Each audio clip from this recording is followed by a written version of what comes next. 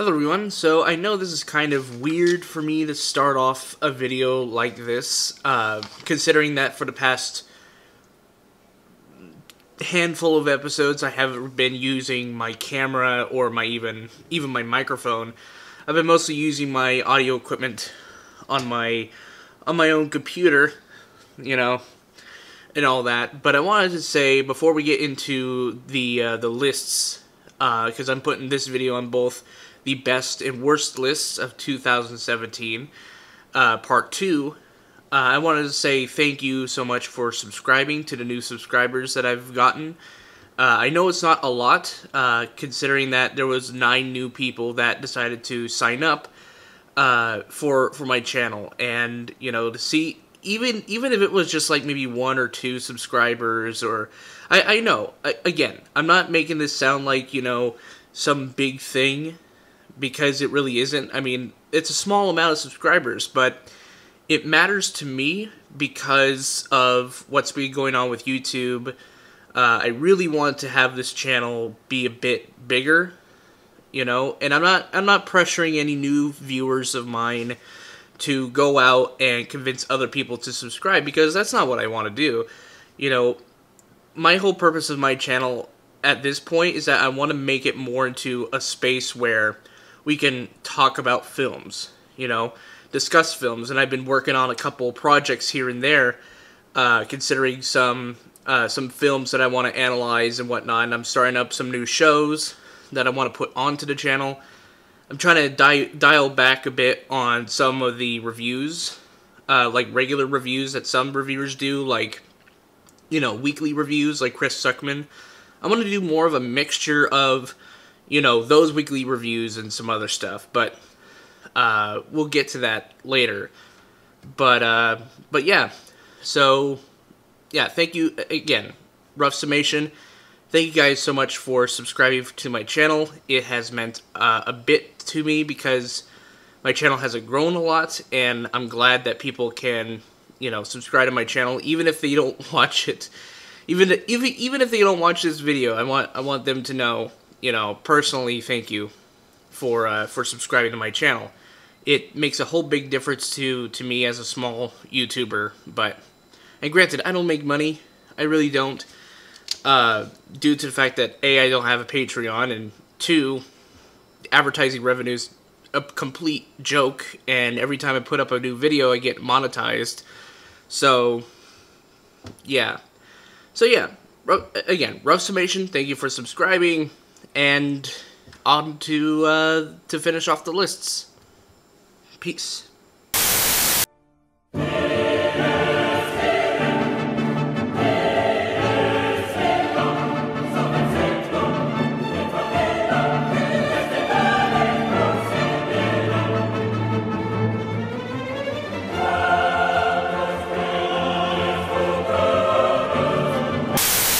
Coming in at number 15 is Bright, the Netflix movie by Max Landis. Now, I'm not even going to mention anything about Max Landis being accused of sexual assault or sexual harassment in this video, because I'd rather just focus on the movie instead.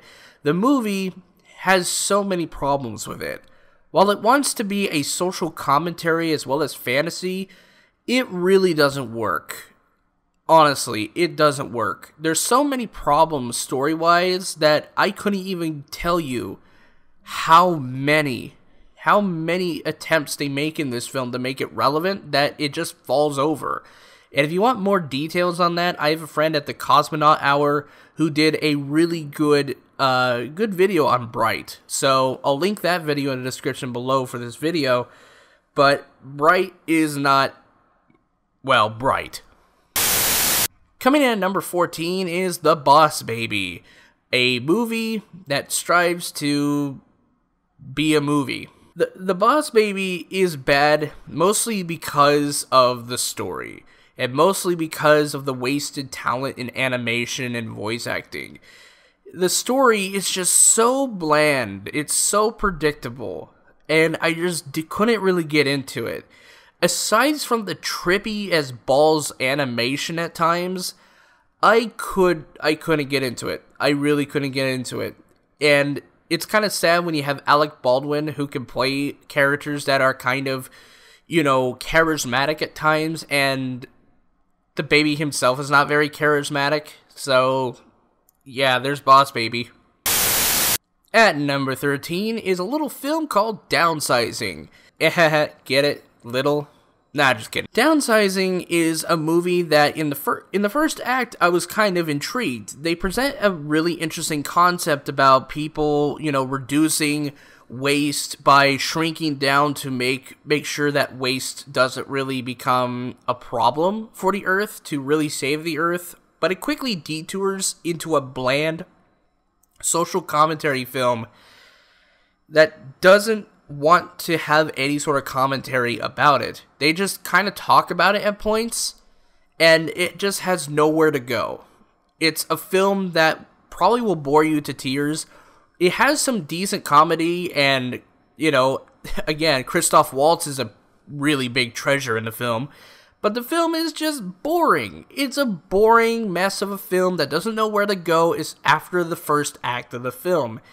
And that's its biggest sin, is that it wants to be this really important social commentary, but it doesn't make it interesting or unique or anything. It had an interesting premise, but it doesn't quite follow through, and it doesn't know where to go once it gets there. So, there's Downsizing.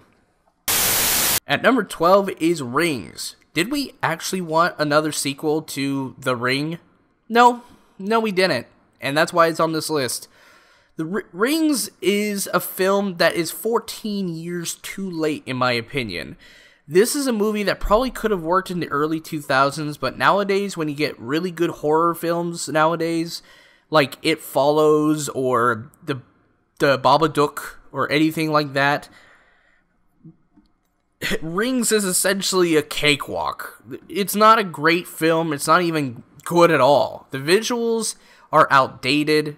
The character of Samara is outdated, and while it tries to be, relevant and hip with the times, it really doesn't.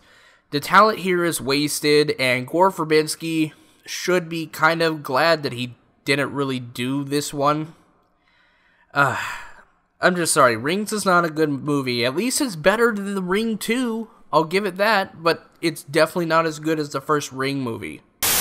At number 11 is King Arthur, Legend of the Sword. Now, Charlie Hahn from Sons of Anarchy was the kind of the ringleader around this film because he's always wanted to play King Arthur, and I can respect that as a passion project sort of thing. But when your film is filled with so many inaccuracies and so many different dumb shit in the film that I just can't seem to get behind it.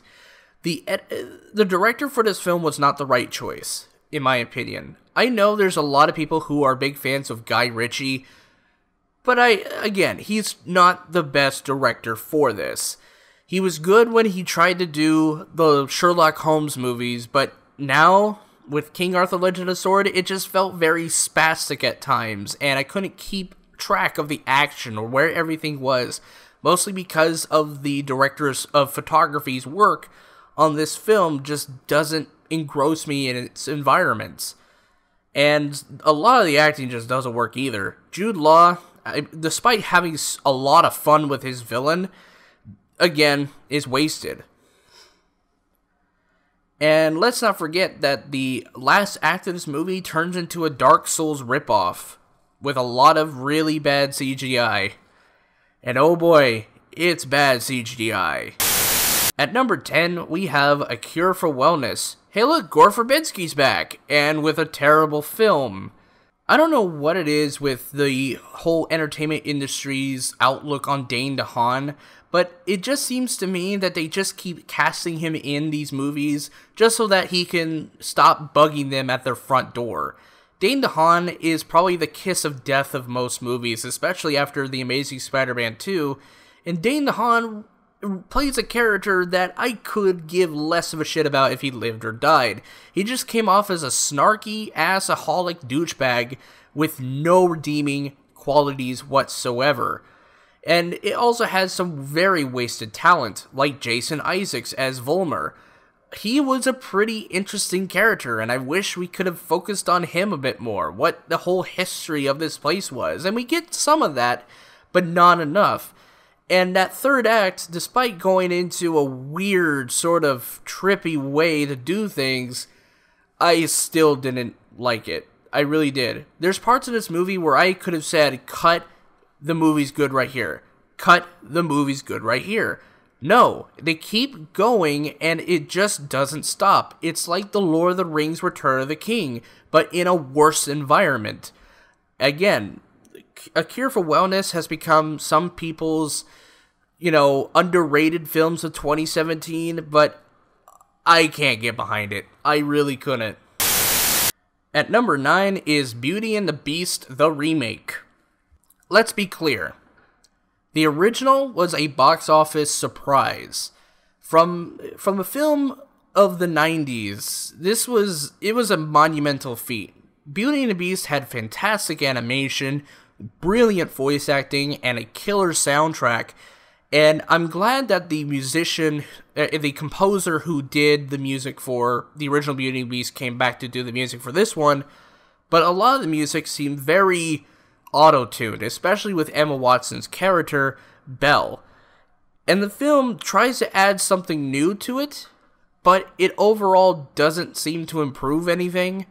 A lot of the film is shot-for-shot remake of the original Beauty and the Beast, and somehow this film made over $1 billion, when in fact it deserved none of that, because, again, as we've seen with the past, with shot-for-shot remakes like Psycho, it doesn't tend to work out very well. And there's not enough new things in this film that I could really consider this film to being a good movie. It's just bad because it's bad. It's bad because they don't put enough effort into it to make it indistinguishable from the original, to make it its own thing. And they try to do it with little tiny hints and tiny little pieces added in there, but overall, 99% of the film was shot-for-shot remake of the original, even down to the pacing, and even its first trailer was shot-for-shot from the original movie. And there's my problem with this movie, is that it felt very clean, it felt very safe, and it didn't want to try to adapt the actual source that the original failed to try to adapt in the first place. It would have been a really cool remake if you adapted the original source material from the French literature novel of Beauty and the Beast. And they didn't do it. I mean, I understand why, because in most people's minds, the one Beauty and the Beast story they grew up with was the one from Disney, but I can't recommend this film because it's not good. It's not a good remake. It doesn't do anything new, it doesn't do anything interesting, it's just bland for being bland. And Emma Watson as Belle is the most uncharismatic performance in that whole movie, aside from the CGI beast, which they could have easily have done with practical makeup. And also, Ewan McGregor's French voice is very dumb. Alright, so we've gotten through a lot of bad movies, but what, in my opinion, is the shit? What is the shittiest movies of 2017? And I'm going to tell you, starting with number 8. At number 8, we have Justice League. Where else are you going to put this movie? I know a lot of people defend this movie as if to say, oh, well, because Joss Whedon did it, it makes it automatically better because Zack Snyder didn't do it. And while it is kind of sad for me to have to put this on the shit list, considering the actual backstory for this movie and how Zack Snyder's daughter committed suicide during the production of this movie, and having to live with having to live with the fact that his daughter died while working on the set, while continuing to work on the set until there was a certain point where he snapped and had to get out of the project so he could be with his family. And to that, I fully empathize. But what really sucks about this movie, what makes it put on the shit list, is more to do with Warner Brothers than Zack Snyder. While there is a lot of things in the movie that I really, really hate, specifically with the pacing and the tone, and the inconsistent tone in this movie, Warner Brothers mandated that this film be 2 hours long. That's why this film is on this list. We probably could have gotten a better film if it wasn't for Warner Brothers. And the reason why I'm putting Justice League on the shit list this year is to set a lesson to Warner Brothers to say, don't fuck with the runtime. Never do that to fans of DC or average moviegoers again. Never do that. Let the director do what he wants to do, or she wants to do with the movie. You can micromanage at times, but never, ever mandate how long a movie should be. That is some bullshit. And I understand that the common defense for this is that the studios want that because it's going to yield more profit. Because if you can get more theater seats open, the more money you can rake in. But that's a bad business practice when your movie is very inconsistent, it has poor character development, and it isn't in the slightest any fun at all. And that's just kind of sad to me, when you have a superhero film that aims to be fun and exciting, and it just wasn't fun and exciting for me. Now, it isn't as bad as Batman v Superman, and it isn't as bad as Man of Steel, but it's not better than Wonder Woman, which is kind of odd this year. Coming in at number 7 is Ghost in the Shell, one of the most divisive films of the year, aside from Star Wars The Last Jedi. Why? Because there was a huge debate between Americans and Japanese citizens whether or not this adaptation should have been made at all. While there is a viral video going around about people interviewing people in Japan and talking about Ghost in the Shell and how amazed they are that they got Scarlett Johansson to be the lead actress in the movie and to have the IP of Ghost in the Shell actually becoming more mainstream. There's a lot of people in the United States that would rather say, no, this movie is bad because it does whitewashing, because it doesn't do the source material correctly. And while I do not agree with the whole whitewashing thing, I will agree that it doesn't really do the original source justice. Just like with Beauty and the Beast, most of the Ghost in the Shell is shot for shot.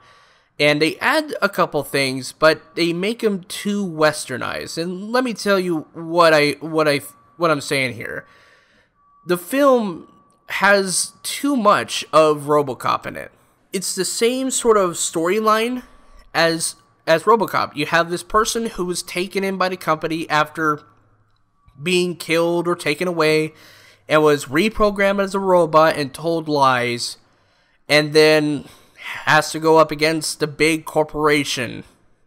See, that's just a general sort of storytelling story from the United States, and that's what makes it not unique. What makes the original unique is that they had so much talk about, how a robot could be human. Can a robot be human? Can a robot have human emotions? And it does steal from Blade Runner, right? It steals from a lot of science fiction stories prior to the 1990s. And I'm not gonna lie, Ghost in the Shell was a ripoff of those movies. But what makes the remake so bad is that, again, shot for shot, and it doesn't add anything new, and what it does add is just more of the same, corporation bad. We've seen this story before, and that's why it's on the shit list. And it also is on the shit list because it enraged an entire fan base of people. At number 6, we have Death Note. Hey look, another anime being adapted into an American movie. I wonder how good this could go. Oh wait, it didn't go so well for people. Yeah, Death Note was a movie that happened, and it had some Viner on that was, I think his name was Nash Greer or something, I don't know. But Death Note is a movie that tries way too hard to be different, that it almost comes off as self-parody. The thing with Death Note, the movie, is that it doesn't quite adapt the original anime correctly, right? And it had some really bad performances. And while I did enjoy Willem Dafoe as Ryuk, I really did not enjoy any of the other characters whatsoever. They're so blandly acted, and the story itself is made to be like this made-for-TV movie that had the blandest of characterizations, the blandest of stories. It's a high school drama that is way too dramatic, and I really didn't enjoy it. It never made me feel like I was part of the world, and I had too many questions by the end of how the Death Note worked. At least in the anime, they actually gave some answers. Here, there's nothing. So that's why Death Note is on this list. It became uninspired by its own contemporaries. At number 5, we have The Circle. Hey look, Emma Watson's back on this list, and Tom Hanks is on this list. How could you make a charismatic actor like Tom Hanks into an uncharismatic dickhole in the movie? Well, The Circle does it. The Circle aims to be a social commentary about Silicon Valley and whatnot, and while it does attempt to do that, it really doesn't pan out towards the end. And this is also a sad film in particular because this is the last film with Bill Paxton in it. And I felt sad for the guy. Playing a guy who had MS and not really being part of the main cast at all just kind of felt like a slap in the face to every fan of him at all. So, yeah, The Circle is uninspired. It's a film that strives to be a social commentary but fails on so many fronts. The acting by Emma Watson is terrible. Tom Hanks is very uncharismatic when he should have been charismatic.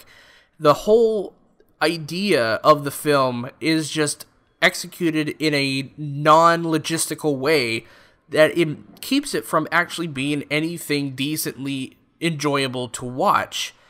And that's why The Circle's on the shit list. Coming in at number 4 is 50 Shades Dark, a movie that aims to be a sequel to one of the biggest MILF movie franchises of all time. The original 50 Shades of Grey film wasn't in the slightest anything good at all. It had some good lighting, but the rest of it was just shit. This one adds more to it. It's terrible. I can't even get into details as to why it was terrible. I couldn't even fathom giving you details of why it was terrible. It's just terrible. Poor acting, poor pacing, poor story, poor characterizations, poor editing, poor everything. I just hate it. And I'm glad that this franchise is coming to an end this year, because after 50 Shades Freed, I am done with this franchise. And any other teen romance novelizations or adult, I'm just done with book to movie adaptations in general after 50 Shades Freed. That's just all I'm going to say. Coming in at number 3 is Sony's The Dark Tower. Now, why is this film in particular on the shit list? Didn't I give it a middle-of-the-road review where I was like, it's entertaining, but it's just not that good? Well, let me tell you why it's at number 3. This film had the possibility of getting Sony Pictures out of the rut in terms of franchising. The only franchise that Sony at this point has some control over is Spider-Man, even with a joint ventureship from Marvel Studios. So this was their chance to make their own sort of Lord of the Rings / Harry Potter. This could have been their franchise to save Sony Pictures. And they completely screw it up. The first problem with this film is that it is an hour and a half long, where it could have been 2.5 hours long. Really get into the details of this universe. It could have been a pure adaptation sort of cycle of movies that we would explore the worlds and universes of the Stephen King, worlds. We could have explored everything Stephen King in this whole franchise. But the fact that they didn't see the money potential in this one film, the fact that they would only give the film only one film to do it with, astounds me. It really does. With a franchise of books that have 8 books in them, filled with tons of details, they could have easily have done a huge fantasy western horror franchise. They could have easily have done it. But the problem is that The Dark Tower wants to do too much of too little. It's overly complicated and way too short. And that's the problem with it.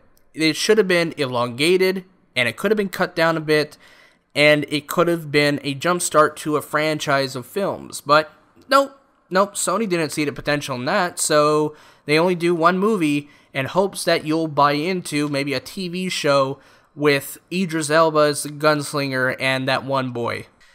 Yeah, and that's why it's on the shit list. But nothing can be as bad as number 2, Alien Covenant.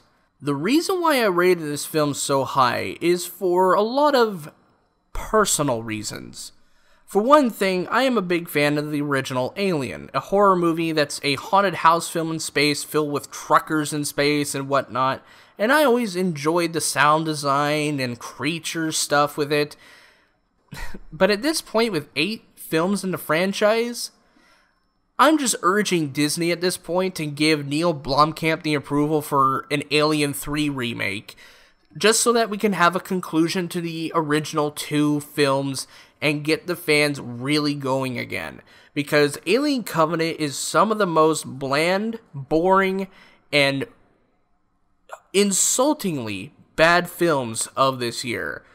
Alien Covenant had 2 deleted scenes that could have helped with the film immensely. There's a scene that they released on YouTube a couple weeks prior to the release of Alien Covenant, and that was a scene called The Last Supper, where we got to see the character interactions just kind of like how the original Alien did, where we saw this whole dinner scene and they're all talking to each other and we're getting to know the relationships of these characters, and it would have made it a bit more impactful when certain characters die off in this movie that are supposed to have some sort of semblance of weight to the film's narrative, but they don't. They cut it out and leave it out, and even on digital or even home media, they still leave it out. It's a deleted scene, and it could have helped with the movie in general.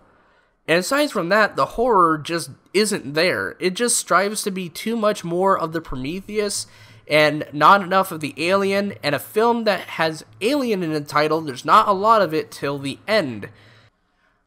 And also the fact that a lot of the deaths in this film could have been easily avoided. Like, a lot of the characters are just dumb. They're dumb. And the horror just isn't there. There's one scene in particular, though, that I like, and it's this one.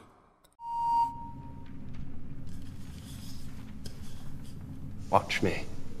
I'll do the fingering. It still gets me every time.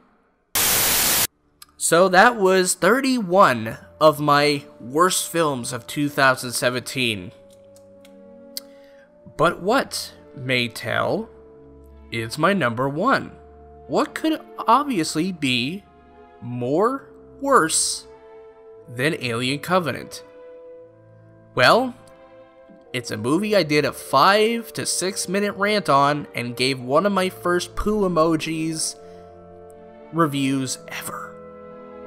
And that is the Emoji Movie.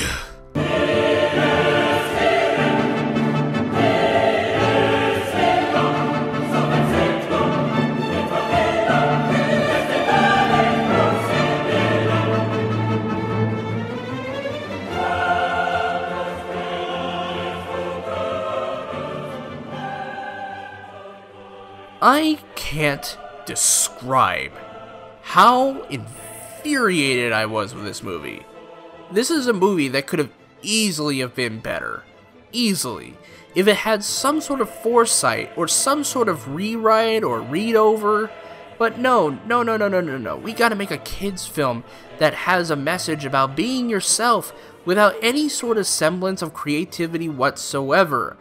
And there's a particular video by hotdiggity.com that he goes and describes what could have been for this movie, how he would have done it. And if I was a producer or a writer for the film, I would have stolen that idea. The Emoji Movie is one of the most uninspired, unentertaining, unrelentingly boring films of the year. It strives way too much to try to be like other films that have the same message without even understanding the creativity that went behind it. There's nothing at all. The jokes are uninspired and lazy because they're all environmental jokes. It's like, ooh, look, there's 20 Oh look, there's Twitter. Oh look, there's Pen Pineapple Pen, that meme we always loved to meme and now is run by Do You Know the Way from Ugandan Knuckles in VR chat. God, this movie is the most uninspired film of 2017 and is the worst. Mostly because they do a lot of the stuff that I just said, plus it tries to be a kids movie and also to be targeting to a certain demographic that couldn't give less of a crap about Sony Pictures. And again, it's bad, it's boring, it's repetitive, it steals without any sort of foresight to bring in anything new or interesting to its own concept. It's a film that should be regarded as one of the worst animated films of all time. It is one of the worst films of all time. Rotten Tomatoes scores are so low. The cinema score is so low. The box office may have saved it a bit, but good God, no one wants a sequel to this. And those were the worst films of 2017. I hope you like me, because after this video, I'm gonna do something different. I'm not gonna review a movie. I'm gonna analyze a movie that I wholeheartedly love. And with that, I'll leave you be. So, see you next time, and keep the cameras rolling. Peace.